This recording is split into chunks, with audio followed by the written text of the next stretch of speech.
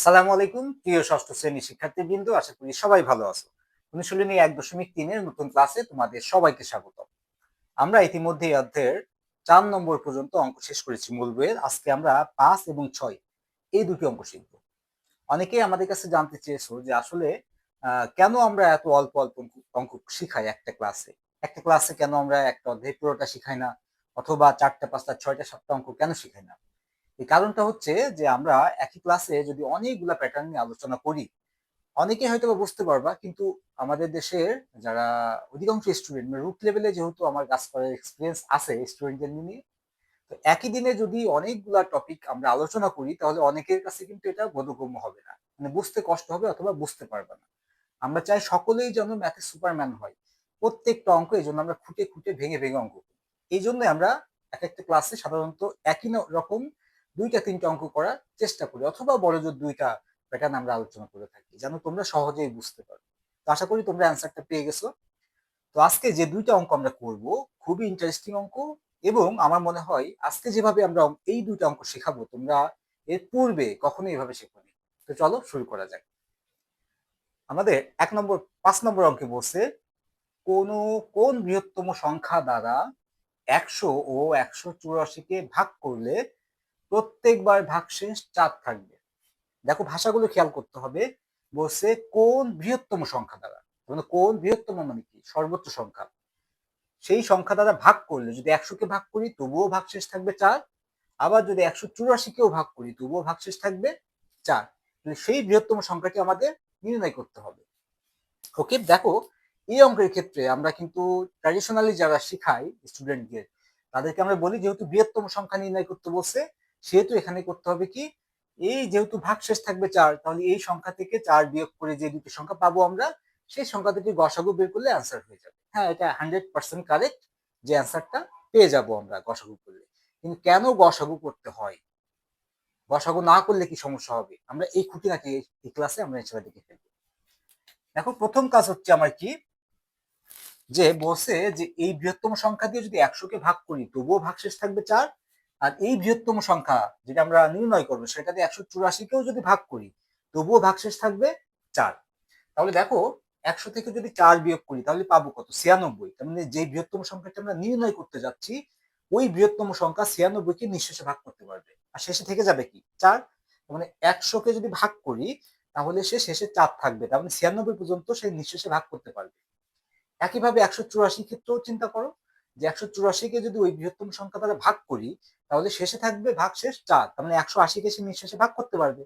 আশা করি বুঝতে পেরেছো। এই জন্যই আমাদের প্রথম কাজ হচ্ছে যে 100 থেকে 4 বিয়োগ করবো, যেহেতু আমাদের কোন পর্যন্ত ওই বৃহত্তম সংখ্যাটি কোন পর্যন্ত নিঃশেষে ভাগ করতে পারছে, 96 পর্যন্ত, কারণ কি 100 থেকে 4 বাদ দিয়ে দিলে, আবার 184 থেকে 4 বাদ দিলে 180 পাচ্ছি, ওই 180কে সে নিঃশেষে ভাগ করতে পারছে। যেই সংখ্যা দুটোকে নিঃশেষে সে ভাগ করতে পারছে সেই সংখ্যা দুটো আগে নির্ণয় করতে হবে। সেই সংখ্যা দুটো নির্ণয় পদ্ধতি কি, যেটা ভাগশেষ থাকবে সেটা সংখ্যা থেকে বাদ দিয়ে দিতে হবে। তাহলে আমাদের লিখতে হবে যে যেহেতু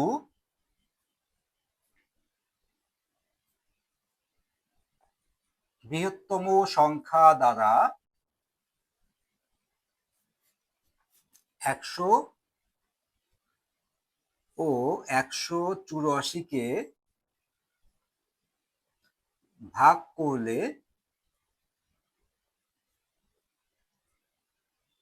ভাগশেষ 4 থাকে, এটা আমাদের বলেই দিয়েছে কিন্তু। সুতরাং ওই বৃহত্তম সংখ্যাটি হবে 100 মাইনাস 4 সমান সমান কত, 96, তাই না? এবং 184 মাইনাস 4 সমান সমান 180। এই 96 আর 180 এদের গসাগু। ওকে, আশা করি এই পর্যন্ত তোমরা বুঝতে পেরেছো যে যেহেতু সংখ্যাটিকে বৃহত্তম সংখ্যাটি দ্বারা যদি 100কে ভাগ করি তাহলে 4 অবশিষ্ট থাকবে, তার মানে তার ক্ষমতা কতটুকু, 96কে সে নিঃশেষে ভাগ করতে পারবে। একইভাবে 184কে ভাগ করলে 4 থাকবে, তার মানে 180কে সে নিঃশেষে ভাগ করতে পারবে। তাহলে এদের গসাগুই হবে সেই বৃহত্তম সংখ্যাটি। গসাগু মানে কি, গরিষ্ঠ সাধারণ গুণনীয়ক। আর গুণনীয়ক মানে কি? কোনো সংখ্যা এই 96 কে যে যে সংখ্যা দ্বারা ভাগ করা যায় সেগুলো হচ্ছে 96 গুণনীয়ক। তাহলে যেহেতু বলছে বৃহত্তম সংখ্যা, তাহলে গরিষ্ঠ মানে কি? বৃহত্তম, সাধারণ, গুণনীয়ক, এই দুইটা সংখ্যার মধ্যে কোন গুণনীয়কটা সবচেয়ে বড় আছে সেই গুণনীয়কটা এখানে বের করতে হবে, সেটাকে আমরা বলতেছি গসাগু। তাহলে এখন 96 আর 180 গসাগু আমরা দুইটা ওয়েতে বের করতে পারি, একটা হচ্ছে ভাগ প্রক্রিয়ায় আর একটা হচ্ছে মৌলিক গুণনীয়কের সাহায্যে। তোমাদের ইচ্ছা যে তোমরা কোন প্রক্রিয়া বের করবা, আমি ভাগ প্রক্রিয়াতে দেখাই দিতে পারি। ওকে, তাহলে এদের গুণনীয়ক যদি বের করি আমরা, তাহলে এখানে পাবো কি? 96 দিয়ে নিয়মটা কি? ছোট সংখ্যা দিয়ে বড় সংখ্যাকে ভাগ করতে হবে। তাহলে 180 কে ভাগ করি 96 দিয়ে।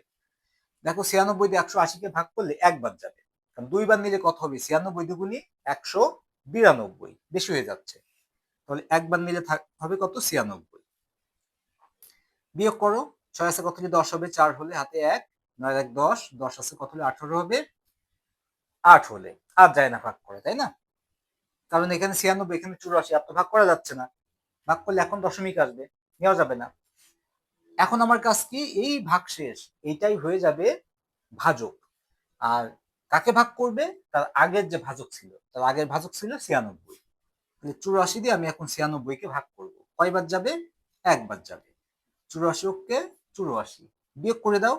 4 আছে কত হলে 6 হবে, 2 হলে, 8 আছে কত হলে 9 হবে, 1 হলে, 12 থাকে। আর ভাগ করা যায় না, কারণ 84 থেকে 12 ছোট। এখন এই ভাগশেষ যে 12 ছিল এটাই হয়ে যাবে ভাজক। কাকে ভাগ করবে? এর আগের যে ভাজক ছিল।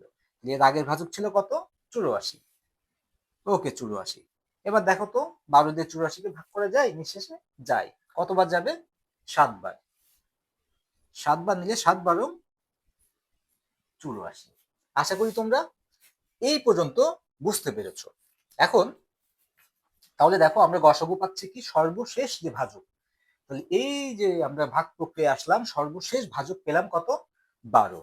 তাহলে আমরা লিখতে পারি অতএব 96 ও 180 এর গসাগু সমান সমান 12। তাহলে এই বৃহত্তম সংখ্যাটি কত হবে? 12। তাহলে অতএব নির্ণেয় বৃহত্তম সংখ্যা 12। ওকে, আশা করি অঙ্কটি তোমরা বুঝতে পেরেছো। এখন আসো আমরা সেই ইন্টারেস্টিং পার্টটা শিখে ফেলি, সেটা কি? যে কেন 12 হলো বা কেন আমরা গসাগু বের করি। দেখো এই 96 আর 180 যে বানাইলাম, এটা তো বুঝতে পারছো যে যেহেতু ওই সংখ্যাটি 96, 100 কে 96 পর্যন্ত নিঃশেষে ভাগ করতে পারবে, আর 184 কে 180 পর্যন্ত নিঃশেষে ভাগ করতে পারবে। 96 কে কোন কোন সংখ্যা নিঃশেষে ভাগ করতে পারে সেটা আমরা একটু দেখি। 96 কে কোন কোন সংখ্যা দ্বারা ভাগ করা যায়? ধরো 96 কে ভাগ করতে পারে কি বলতো? 96 গুণনীয়ক গুলা। তাহলে 96 এর গুণনীয়ক কি কি? 96 কে ভাগ করা যায়, দেখো তো। 1 দিয়ে 96 কে ভাগ করতে পারবা, 96 জোড় সংখ্যা। 2 দিয়ে ভাগ করতে পারবা, 48 দুগুণী 96। দেখো তো 96 কে 3 দ্বারা ভাগ করা যায়?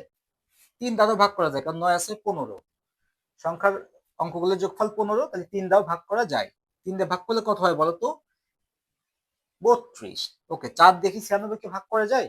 যায়। 96 কে 4 দিয়েও ভাগ করতে পারবা। ওকে, 96 কে 4 দিয়ে ভাগ করা যায়। 4 দিয়ে ভাগ করলে কত হয়? 4 দুগুণী 8, তাহলে 2 24, 24 হয়। 4 24 96। ওকে, 96 কে 5 দ্বারা ভাগ করা যায় না।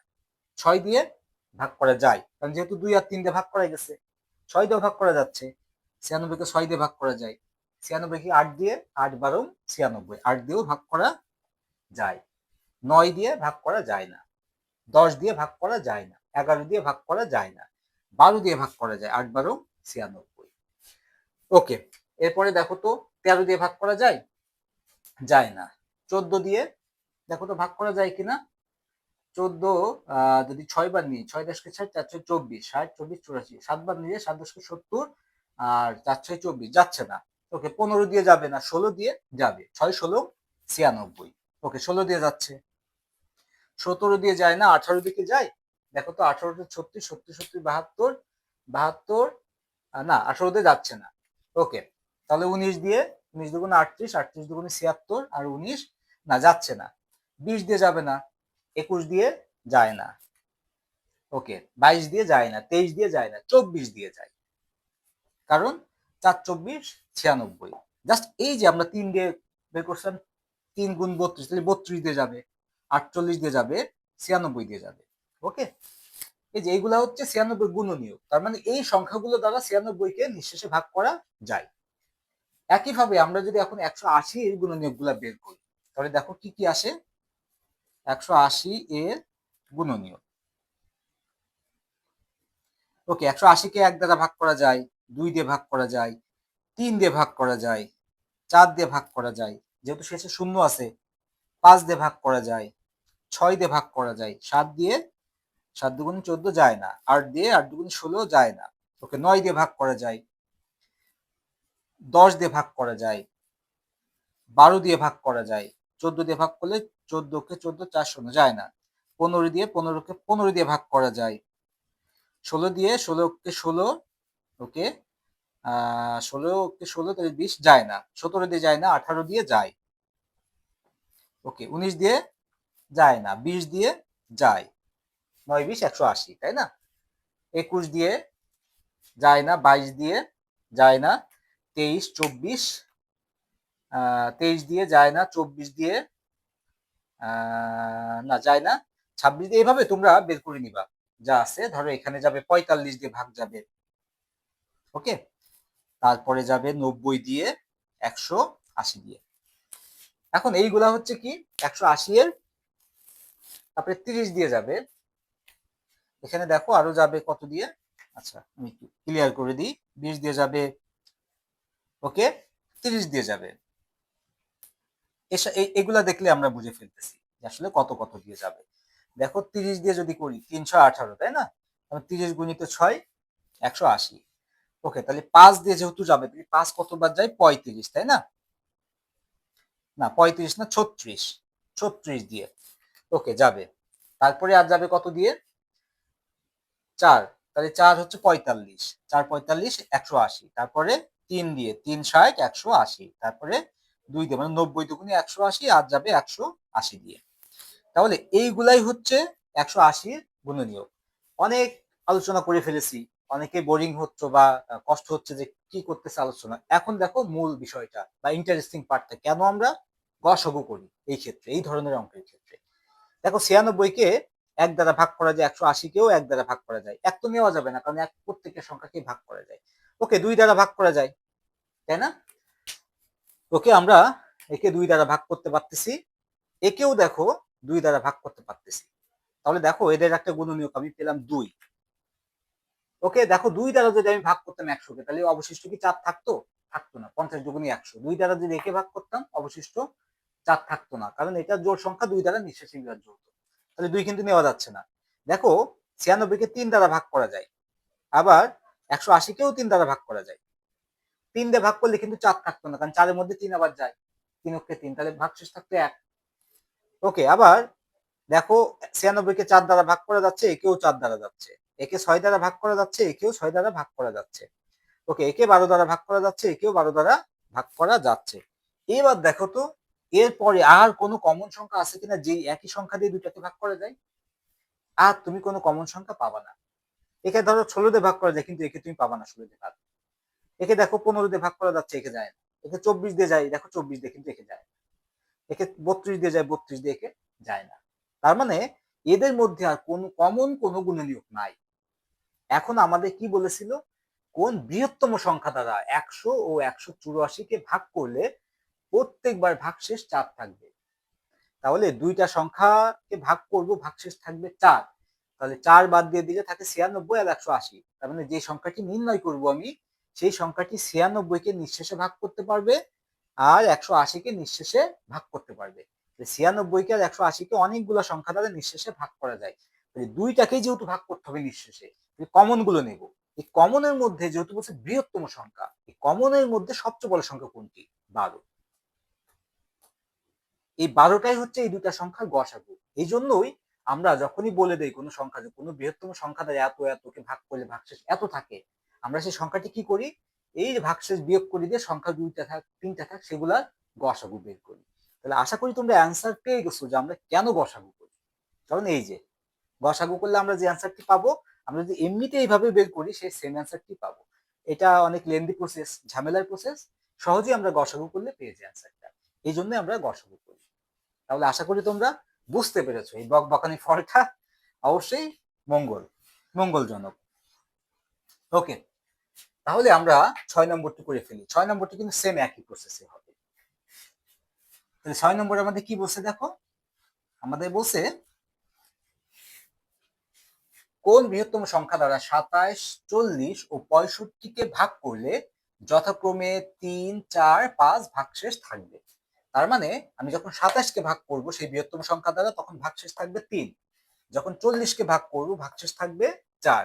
আর যখন 65-কে ভাগ করব তখন ভাগশেষ থাকবে 5।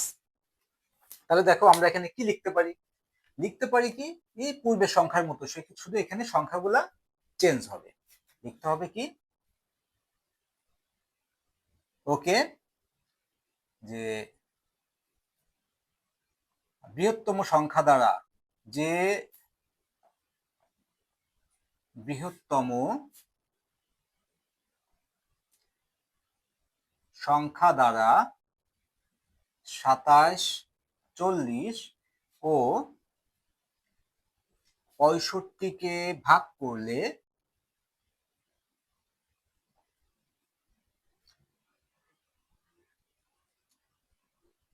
ভাগশেষ যথাক্রমে 3, 4 ও 5 থাকবে, সে সংখ্যাটি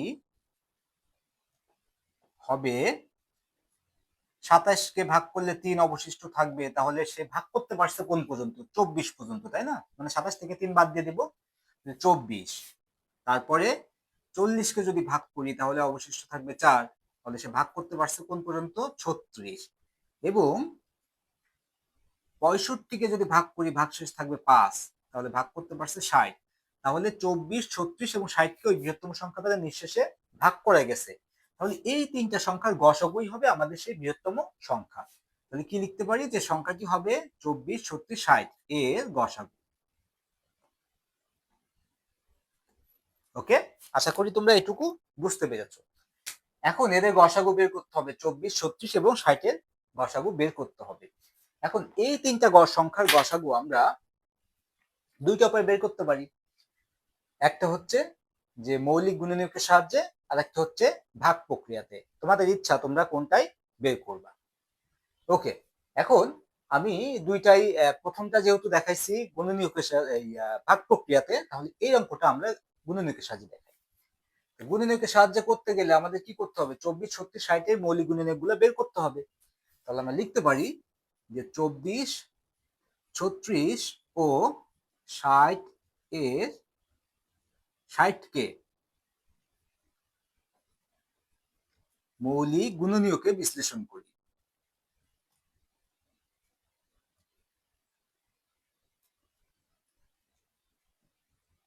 ঠিক আছে, তাহলে 24-কে যদি বিশ্লেষণ করি আমরা, তাহলে 24 হচ্ছে জোড় সংখ্যা, তাহলে 12 দুগুণী 24। এই 12-র ভিতরে 2 দিলে কত হবে, 6 দুগুণা 12। আবার যদি 2 দিই 3 দুগুণা 6, আর নেওয়া যায় না, কারণ 3 তো মৌলিক সংখ্যা, ভাগ করা যায় না। ওকে, 36-এর ক্ষেত্রে 36 ও জোড় সংখ্যা, 2 দিলে 18 দুগুণী 36, আবার জোড় সংখ্যা পাইছি 2 নিলে 9। এবার 9-কে 3 দ্বারা ভাগ করলে 3 তারিখকে 9, আর ভাগ করা যায় না। তারপরে 60, 60 ও জোড় সংখ্যা, 2 দিয়ে ভাগ করলে 30 দুগুণী 60, আর 2 নিলে 15 দুগুণী 30। 15-কে 2 দিয়ে ভাগ করা যায় না, 3 দিয়ে ভাগ করা যায়, তাহলে 3 নিলে 3 পাঁচা 15, 5 মৌলিক সংখ্যা, আর ভাগ করা যায় না। তো দেখো তো আমরা লিখতে পারি না যে অতএব 24 সমান সমান একটা, দুইটা, তিনটা, তিনটা 2 এবং একটা 3-এর গুণফল। ওকে, তারপর আছে 36, 36 সমান সমান লিখতে পারি দুইটা 2 এবং তিনটা 3। ওকে, তারপরে আছে কত, 60, 60 সমান সমান দুইটা 2, একটা 3, একটা 5। তাহলে অতএব গসাগু। দেখো তো গসাগু মানে কি, যেই গুণনীয়ক গুলা সবার মধ্যে কমন আছে, সবার ভিতরে আছে, সেগুলা নিতে হবে। দেখো 2 সবার মধ্যে আছে, 2 24-এ আছে 3টা, 36-এ 2টা, 60-এ 2টা, সবার মধ্যে কয়টা 2 কমন আছে দেখো তো, 2টা। তার মানে 2টা 2 সবার মধ্যে আছে, এর মধ্যে একটা বেশি আছে, ওইটা নেওয়া যাবে না, তো সবার মধ্যে আছে দুইটা দুই, তাহলে দুই আমি নিতে পারবো দুইটা। ওকে, এরপরে দেখো তো তিন আছে। তিন দেখো তো সবার মধ্যে আছে কয়টা? সবার মধ্যে আছে একটা তিন, কারণ এর একটা, এর দুইটা, এর একটা, তাহলে সবার মধ্যে যদি দেখি আমি, তাহলে একটা তিন সবার মধ্যে আছে। এর মধ্যে দুইটা আছে, কিন্তু বাকি সবার মধ্যে তো দুইটা দুই নাই, তিন নাই, তাহলে তিন নিতে পারবো সর্বোচ্চ একটা। ওকে, এরপরে দেখো আছে পাঁচ। পাঁচ কিন্তু আর অন্য কারোর ভিতরে নাই, তাহলে পাঁচ আর নেওয়া যাচ্ছে না। এই তিনটা সংখ্যার গুণ করলে গসাগু পেয়ে যাচ্ছে। তিন দুগুণা ছয়, ছয় দুগুণা 12। তাহলে যেহেতু গসাগু 12 পেয়ে গেছি, তাহলে দেখো এই যে তিনটা বা এই বৃহত্তম সংখ্যা যে বের করতে বলছিলাম আমরা, সেটা বলছিলাম গসাগু হবে। তাহলে গসাগু পেয়ে গেছি 12, তাহলে বৃহত্তম সংখ্যাটি কত হবে? 12 হবে। তাহলে দেখো অতএব নির্ণেয় বৃহত্তম সংখ্যা 12। ওকে, আশা করি তোমরা অঙ্কটি বুঝতে পেরেছো। ওকে, শেষে আর একটা ম্যাজিক দেখো তোমাদের। ম্যাজিকটা কি দেখো, আমরা যে 12 বের করলাম সংখ্যাটি, আসলে সংখ্যাটি 12 হয়েছে কিনা বা 12 হবে কিনা সেটা আমরা একটু দেখি। দেখো আমাদের বলছিল 27কে ভাগ করলে ভাগশেষ থাকবে কত? 3। ওকে, 12 দিয়ে তুমি 27কে ভাগ করো, 12 দুগুণি 24, থাকবে কত? 3। দেখো তো ভাগশেষ 3 আছে না? এই যে ভাগশেষ 3 মিলে গেছে। ওকে, বলছিল কি 40কে ভাগ করলে ভাগশেষ থাকবে 4। ওকে, তাহলে 12 দিয়ে তুমি 40কে ভাগ করো, 3 12 36, থাকবে কত? 4। এই দেখো ভাগশেষ 4 থাকতেছে। ওকে, তারপরে বলছিল কি 65কে ভাগ করলে ভাগশেষ থাকবে 5। তুমি 12 দিয়ে 65কে ভাগ করো, তাহলে 5 12 60, দেখো তো 5 আছে না? এই দেখো সেই 5 ভাগশেষ। তাহলে দেখো আমাদের যে বৃহত্তম সংখ্যাটি বের করতে বলছিল, যে ওই বৃহত্তম সংখ্যা দ্বারা 27কে ভাগ করলে 3 থাকবে ভাগশেষ, 40কে ভাগ করলে 4 থাকবে ভাগশেষ, 65কে ভাগ করলে 5 থাকবে ভাগশেষ। সেই বৃহত্তম সংখ্যা আমরা পেয়েছি 12। এবং শুদ্ধি পরীক্ষাও করে দেখলাম যে 12 দিয়ে যদি এই তিনটি সংখ্যাকে ভাগ করি, তাহলে যথাক্রমে 3 4 5ই ভাগশেষ থাকবে। তার মানে কারেক্ট অ্যান্সার বা একদম 100% ঠিক আছে যে 12ই হবে অ্যান্সার। শুদ্ধি পরীক্ষাটা কেন করলাম? তোমাদের আরো যেন তোমরা ডিটেলস বা আরো ডিপলি যেন বুঝতে পারো এই জন্য। তো আশা করি তোমাদের ক্লাস দুটি ভালো লেগেছে, ক্লাসটি ভালো লেগেছে। এবং আমরা প্রতিনিয়তই কিন্তু চেষ্টা করতেছি তোমাদের ডেভেলপমেন্টের জন্য, তোমাদের ম্যাথের যে বেস সেটা যেন আরো ভালো হয় দিনকে দিন। তো আমাদের প্রত্যাশা সেটাই থাকবে, এবং তোমরা যদি নিয়মিত ক্লাস করো আশা করি তোমরা অনেক উপকৃত হবা। তো আজকে এ পর্যন্তই। পরবর্তী ক্লাসে আমরা ইনশাল্লাহ এই অধ্যায়ের অন্য অঙ্কনের কথা বলবো। তো সে পর্যন্ত সবাই ভালো থেকো। আল্লাহ হাফেজ।